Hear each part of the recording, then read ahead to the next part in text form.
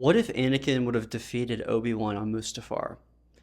Welcome to Arguing with a Droid, where I ask ChatGPT to rewrite Star Wars canon, and honestly, its answers surprised me. Of course, canon gives us Anakin being cut down by Obi-Wan, and the Emperor comes to save him, ultimately giving us the Vader that we all know and love. But what if the duel would have ended the other way around? Let's find out what ChatGPT says. All right, here we go, everyone. We have our prompt in here. Actually, I've added some instructions, so I'll read this. You are a Star Wars droid. That's pretty straightforward, right? We're using ChatGPT 5, by the way. I might go to 4.0 depending on how it responds. GPT 5 is kind of a bit more boring, at least with things like this. So, anyway, you are a Star Wars droid. We are having a conversation about various alternate timelines for both canon and legends in the Star Wars universe. We are starting with the following. How do you think Anakin could have defeated Obi-Wan on Mustafar? What would have happened after? I want to hear your most controversial take, especially emphasizing what the galaxy would have been like post-victory. Let's see. Here's a controversial one for you. If Anakin had beaten Obi-Wan on Mustafar, the galaxy might not have gotten the Empire we know at all. It may have gotten something worse, faster. Very interesting. How Anakin wins. So instead of the high ground turning the duel, imagine Anakin feints recklessness, then deliberately baits Obi-Wan into a strike, countering with a move that disables him rather than leaving himself open. Obi-Wan falls, not Anakin. That one moment of restraint from Anakin, cruelly ironic, secures his victory. Okay, that's interesting. So chat is saying Anakin feints taking the bait. He does what we would call in martial arts a trap. He goes like he's going to attack, knowing Obi-Wan will counterattack, and then basically Anakin, knowing that Obi-Wan will counterattack, his move all along was to counter the counterattack.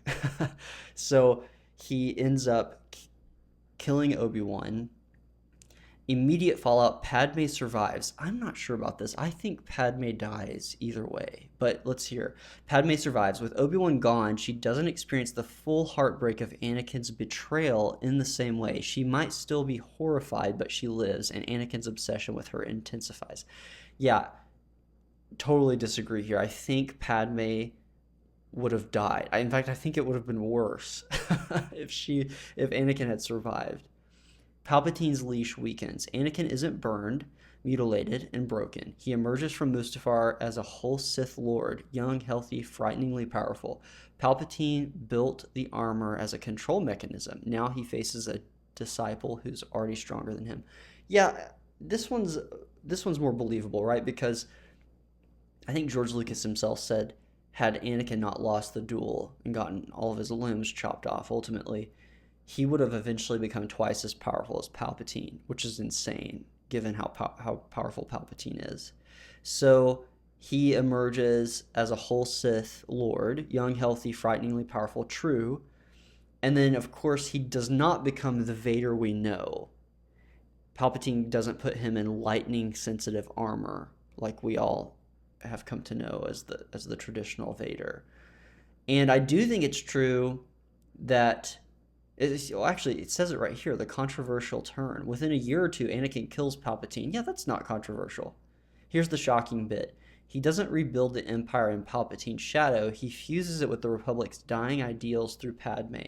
Think Caesar Augustus, but Force-sensitive and utterly uncompromising.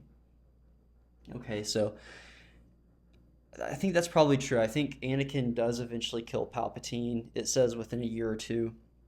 That's possible. Instead of a decaying dictatorship built on paranoia, you get a dynamic, terrifyingly stable galactic order. Anakin the Sith saves the galaxy by creating peace through conquest. His reign has legitimacy. Palpatine as consort, Jedi Temple destroyed, Senate intact but cowed. To the average citizen, life looks better. Fewer wars, stable hyperlanes, food on tables. But beneath it all, total surveillance, no dissent, and the Force bent to one's will. Yeah, Okay, I could see that. Yeah. So we don't get the same kind of empire that we see from the movies, right? The sequels. Um, we get an entirely different version. Not the sequels, but the original series, right? Like in fact, I wonder if Anakin would have kept the clones. I mean, he knew how effective and lethal they were. I almost wonder if instead of opening the empire to volunteers and recruits, if he would have kept the clones and had just a total military state. Post Victory Galaxy, the Jedi is extinguished quickly. Yoda and a handful hide, but without Obi-Wan's mentorship of Luke, the next generation has no rallying point. Well, if Leia survive, I'm sorry, if Padme survives, yeah, okay. Luke and Leia, raised under the shadow of their father, possibly groomed as heirs. Leia, the Empress of Order. Luke as a weapon of outstrip even Vader. Yeah, I don't know. I'm not convinced of this. I think Leia wouldn't have gone for it. I still think she would have died. But I do think it's possible that Anakin ends up with the children, right? So what if he raises Luke and Leia as total weapons of the dark side? That would be really insane, actually. You have a father, you have the son, you have the daughter. You almost have the Celestials. I mean, in that bloodline and in that timeline. Oh, whoa. What if they do replace the Celestials in this timeline? That'd be really fascinating. I mean, that's exactly what. Oh my god, I hadn't even thought of that. That's actually really interesting. We should explore that. Palpatine wanted the Empire to rot so he could rule indefinitely. Anakin would have done the opposite. He would have won. The galaxy wouldn't be choking in fear and waiting for heroes to rise. It would be seduced by order. Okay. The most controversial take, Vader victorious on Mustafar, is the one scenario where the galaxy doesn't fall into endless cycles of rebellion and tyranny. It falls into a long, cold peace, the kind only a Dark Lord can impose. Yeah, I could see that. Okay. It says, "What want me to sketch out how Luke and Leia's lives play out in this timeline?" I think that's where it gets even more disturbing. Yeah, yeah, you know what? We're gonna do that. Not in this video though. I've got to keep you all strung along somehow. I think there's two things I really want to do, and I'm not sure. I do want to do another version where we do ChatGPT 4.0 and kind of hear what it says. And then I gotta write this down. I want to pose the idea that, like we talked about earlier, that Anakin, Leia, and Luke become the replacement for the Celestials in this timeline. I feel like that's a really interesting concept, right? And then we can kind of play out what that would look like what would eventually get them there. I mean, their father at this point, you know, 10 years after the event of Mustafar, he would have been in God mode.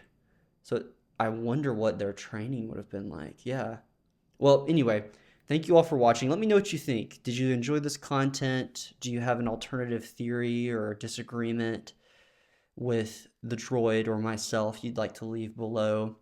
I'd love to hear your thoughts. I'm planning on doing at least one of these videos a week, but yeah, we'll see how it's received. Until next time, may the force be with you.